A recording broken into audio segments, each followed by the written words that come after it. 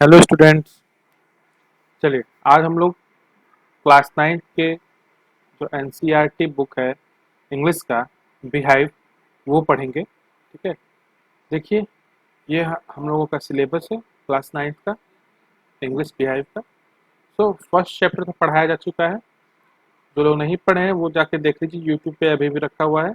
YouTube का जो channel है ना आईडी वर्ल्ड, वहाँ अभी भी वो अवेलेबल है, जाके वहाँ पढ़ लीजिएगा। ठीक है, ये जो भी पोएम है बाद में पढ़ाई जाएगी, अभी जितना फिक्शन है वो कंप्लीट किया जा रहा है। ठीक है, सेकेंड चैप्टर जो है द साउंड ऑफ म्यूजिक, आज उसी के बारे में चर्चा की जाएगी, उसी को पढ़ा जाएगा। द साउंड ऑफ म्यूजिक में दो सब टॉपिक्स हैं। पहला है एवलिन ग्लिनी का के बारे में बताया गया है इस चैप्टर में।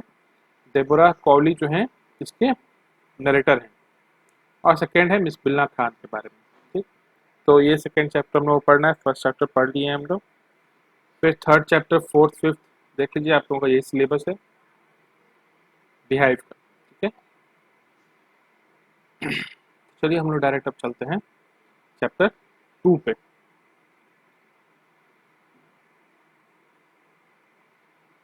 ये रहा है ना, तो देखिए ये क्या है। पहला क्या लाइन है, द साउंड ऑफ म्यूजिक, जो गीत है उसका जो ध्वनि, हम्म, गीत की ध्वनि। पार्ट 1 क्या है, Evelyn Glennie listens to sound without hearing. कह रहा है कि एवलिन ग्लिनी जो है वो आवाज को सुन सकती है मगर कानों से नहीं, एक्चुअली वो साउंड को एहसास कर सकती है। ठीक है, बिफोर यू रीड, गॉड में have taken her hearing but he has given her back something extraordinary. कहा जा रहा है कि गॉड ने उससे उसकी सुनने की क्षमता छीन ली हो, मगर कुछ बहुत ही एक्स्ट्रा ऑर्डिनरी उसे दिया है। What we hear she feels, जो हम लोग सुनते हैं सुन सकते हैं वो फील करती है, far more deeply than any of us, और बहुत ज्यादा अंदर तक वो फील करती है जितना कि हम लोग उतना अंदर तक समझ भी नहीं पाते, उस बात को सुन कर भी नहीं समझ पाते। तो that is why she expresses music so beautifully, और इसी कारण से क्योंकि वो इतना अच्छे से अंदर तक समझ पाती है बातों को, इसलिए वो म्यूजिक को, गीत को अच्छी तरह से एकदम सुंदरता पूर्वक एक्सप्रेस करती हैं, बताती हैं। Read the following account of a person who fought against a physical disability and made a life his success story. इस कहानी में हम लोग पढ़ेंगे एक इंसान के बारे में। एक्चुअली एक ग्लिनी जो है, एवलिन ग्लिनी जो है वो एक फीमेल है, तो उनके बारे में पढ़ेंगे, जो कि फिजिकल डिसेबिलिटी होते हुए भी उन्होंने अपने लाइफ में बहुत सारे सक्सेस को अचीव किया है। तो देखिए यहाँ से स्टार्ट हो रहा है। रश आवर, ये देख रहे हैं, rush hour crowd jostle for position on the underground train platform. क्या मतलब है कि ये जो सीन स्टार्ट हो रहा है कहानी का, वो स्टार्ट हो रहा है ट्रेन प्लेटफॉर्म से। रश आवर था अंडरग्राउंड ट्रेन प्लेटफॉर्म से, रश आवर था मतलब भीड़ भाड़ वाला समय था।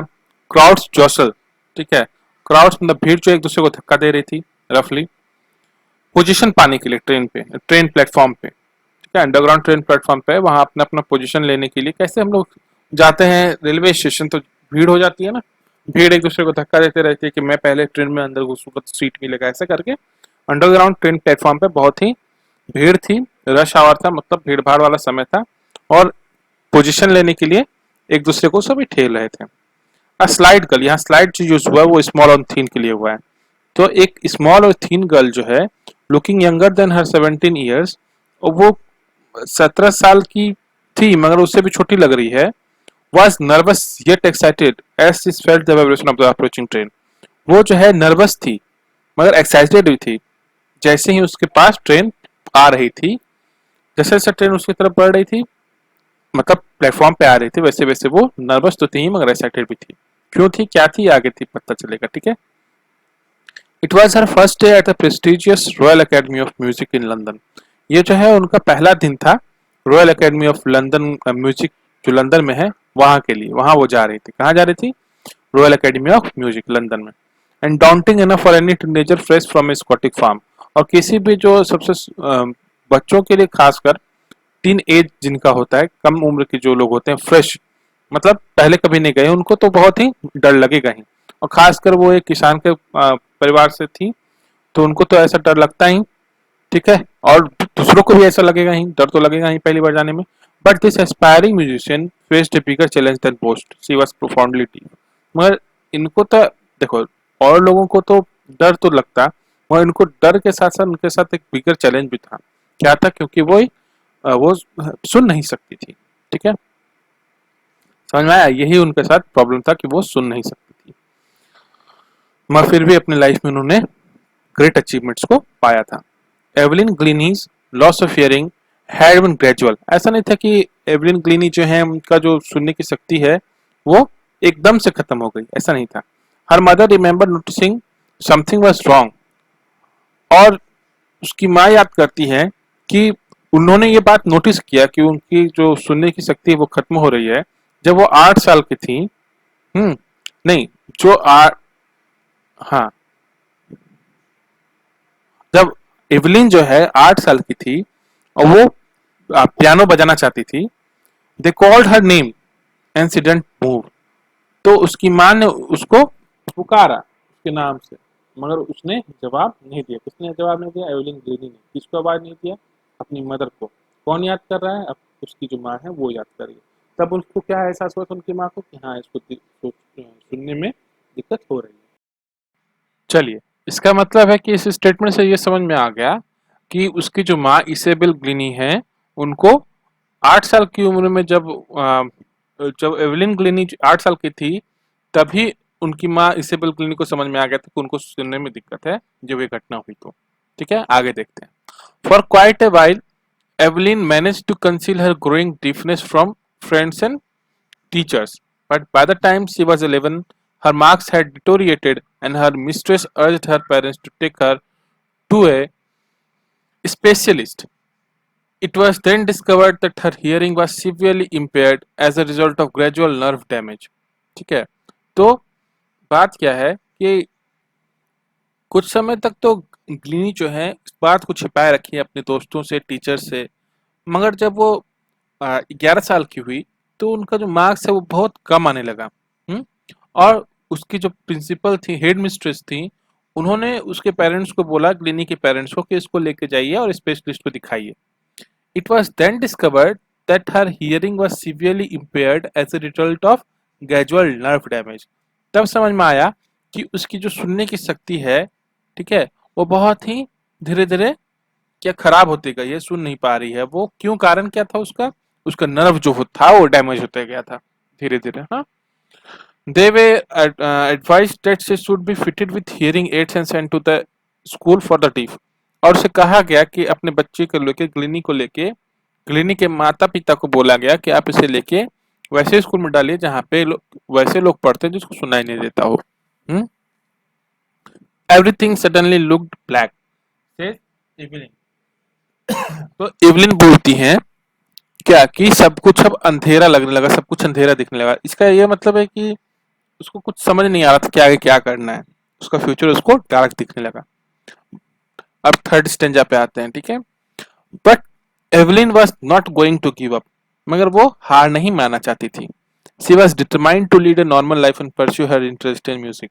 वो अपना लाइफ नॉर्मली जीना चाहती थी और अपना जो इंटरेस्ट था म्यूजिक में उसको बनाए रखना चाहती थी। One day she noticed a girl playing a xylophone and decided that she wanted to play it too. Most of the teachers discouraged her, but percussionist Ron Forbes spotted her potential. तो एक दिन वो एक लड़की को xylophone बजाते देखी, देखिए यही है xylophone, ठीक है। इसमें वुडन प्लैंक्स हैं, अलग अलग आकार के, और जो स्टिक इस पे स्टक होता है तो अलग अलग आवाजें निकलती है। ये xylophone वो बजाना चाहिए। अधिकतर टीचर जो है उसको डिस्करेज करते थे, ठीक है, मगर वाद्य यंत्र जो बजाने वाले रोब फोर्ब्स थे, उन्होंने उसकी शक्ति को पहचाना। He began by tuning two large drums to different notes। ठीक है, दो बड़े बड़े ड्रम्स को उसने, किसने? परक्यूशनिस्ट जो रॉन फोर्ब्स थे, जो वाद्य यंत्र बजाने वाले थे, उसने क्या किया? ड्रम लिया, दो बड़े बड़े ड्रम, और अलग अलग तरह से उसको, उसके नोट्स को रखा। ठीक है, रखा मतलब क्या मतलब हुआ इसका, हम अच्छे से समझाना चाहते हैं, नहीं तो कंफ्यूज हो जाइएगा।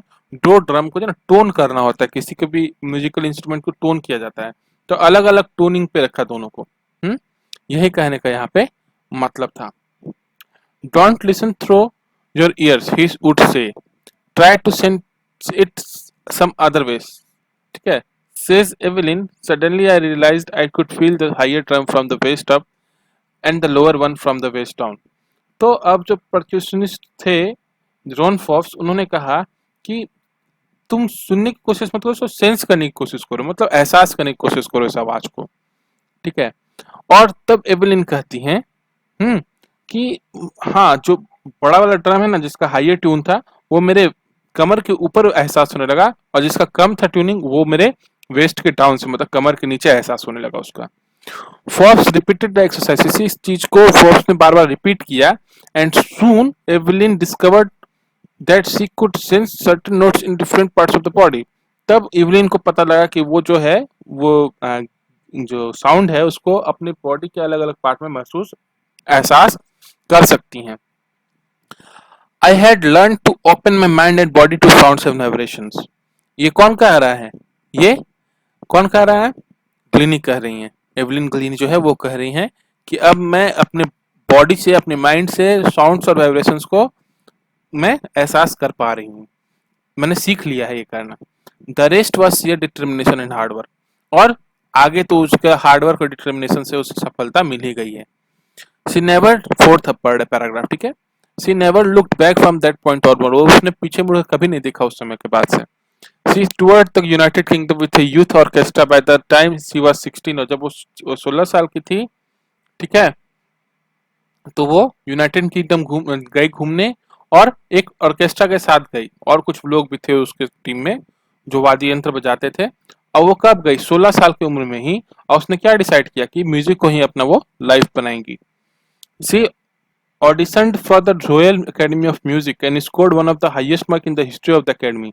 वो रॉयल एकेडमी ऑफ म्यूजिक है ना, उसके लिए उन्होंने ऑडिशन दिया और हाईएस्ट मार्क्स स्कोर किया। उस एकेडमी के हिस्ट्री में कभी इतने मार्क्स किसी को नहीं आए थे उस समय तक। She gradually moved from orchestral work to solo performance. अब क्या था कि वो अब ऑर्केस्ट्रा के साथ नहीं गाती थी, अब जो है वो गाती थी या अपना वाद्य बजाती थी, कभी ऑर्केस्ट्रा के साथ नहीं, वो अकेले परफॉर्मेंस देने लगी। At the end of her 3 years course she had captured most of the top award. 3 साल वहां जो उन्होंने पढ़ा, वहां पे अधिक जो बड़े बड़े अवार्ड थे उनको मिले थे। ठीक है, and fifth paragraph, and for all this Evelyn will not accept any hint of heroic achievement. और ये सब के लिए एवेलिन जो है कभी भी हीरोइक अचीवमेंट वो की है ऐसा उसे नहीं लगता था। वो नॉर्मली ही सबसे बात करती थी, कभी भी अहंकार कभी उसने नहीं दिखाया। If you work hard and know where you are going you will get there. ये जो स्टेटमेंट है यहाँ से यहाँ तक का, ये एवेलिन ग्लेनी ने कहा है। क्या कहा है कि अगर तुम हार्ड वर्क करोगे और तुम्हें पता है कि तुम कहाँ जा रहे हो, तो जरूर ही तुम वहां तक पहुंच जाओगे। And she got right to the top, और सच में वो बहुत ही ऊपर पहुंची। मतलब ऊपर कहाँ पहुंची? छत पे थोड़ी पहुंची। उन्होंने अपने लाइफ में बहुत ज्यादा सक्सेस अचीव किया, उसमें वो बहुत ऊपर पहुंची। The world's most sought after multi percussionist with mastery of some 1000 instruments and hectic international schedule. और बहुत बढ़िया वो वाद्य यंत्र बजाने वाली, मल्टी टैलेंटेड, और बहुत ज्यादा इंस्ट्रूमेंट्स में उन्होंने मास्टरी हासिल की।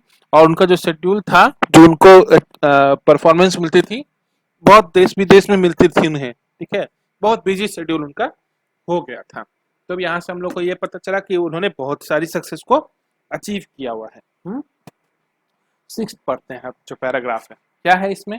It is intriguing to watch Evelyn function so effortlessly without hearing.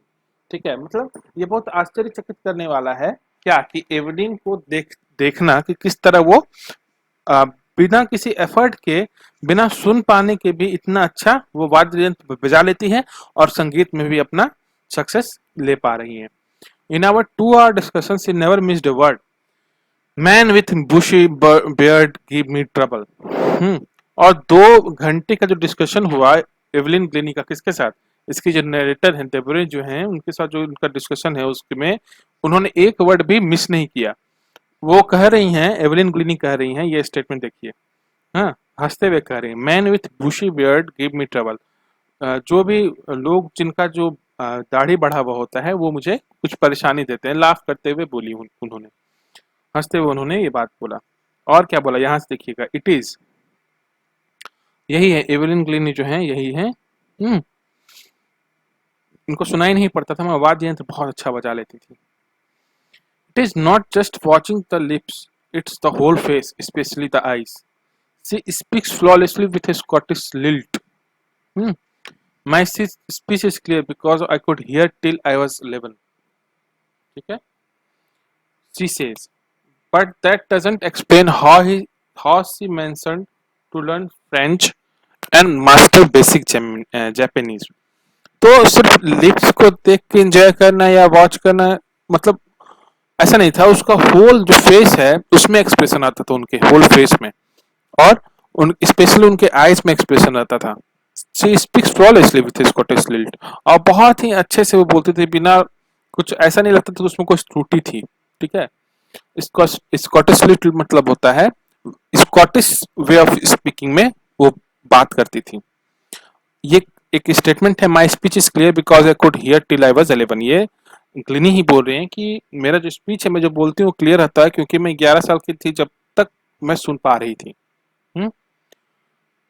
मगर इससे ये नहीं समझ में आता है कि मान लीजिए 11 साल तक थी वो, तो वो इसलिए वो सही बोल पा रही है, ये समझ में आ गया। मगर ये नहीं समझ में आ रहा है कि जब वो फ्रेंच कैसे सीख ली फिर, और जापानीज कैसे सीख ली, जबकि उन्हें सुनाई नहीं पड़ता था। ठीक है? ये नरेटर को समझ में नहीं आ रहा है। 7th पैराग्राफ पढ़ते हैं। As for music she explained, it pours into through every part of my body, it tingles in the skin, my cheekbones and even my in my hair। वो कह रही है कि म्यूजिक जो है, जो गीत है, वो पूरे बॉडी में उनके है, स्किन में टिंगल करता है, मतलब एक स्लाइट प्रिकलिंग और स्टिंगिंग सेंसेशन लाता है उनके स्किन में। टिंगल्स का मतलब हिंदी में बता रहे हैं कि थोड़ा सा चुभने वाला एहसास दे रहा है, चीक बोन्स में भी, ठीक है, और हेयर में भी। वो कहती हैं ऐसा। कौन? एवलिन ग्लिनी कहती है। स्टेटमेंट किसका है? एवलिन ग्लिनी का है। ठीक है? यहां से लेकर यहां तक का। When she plays the xylophone, she can sense the sound passing up the stick into her fingertips। और वो जब xylophone बजाती थी, xylophone का मैंने आपको दिखाया ना कैसा होता है। तो वो जब बजाती थी, तो जब स्टिक से वो बजा रहे थे, तो स्टिक से लगता था कि वाइब्रेशन जो है उनके फिंगर टिप्स में भी ट्रांसफर हो रहा है, उनके फिंगर टिप्स में भी उनको एहसास होता था। ठीक है? साउंड का। By leaning against the drum, she can feel. By leaning against the drum, she can feel the resonances flowing into her body।